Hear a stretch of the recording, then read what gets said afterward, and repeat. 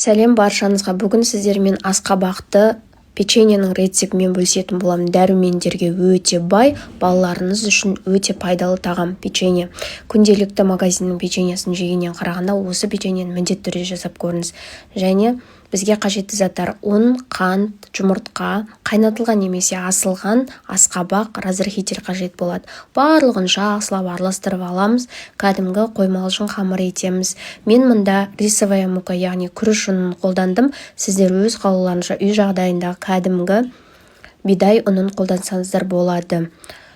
Менің каналыма жазылып, лайк басып, комментарий жазуды ұмытпаңыздар. Менің инстаграм парақшамды немесе осы рецептімді жоғалтып алмас үшін сақтап алсаңыздар болады. Пергамент духовканы қызытырып аламыз. Арнайы пергамент қағазын төсей отыра осындай қалыпты печеньенің үлгісін жасап аламыз.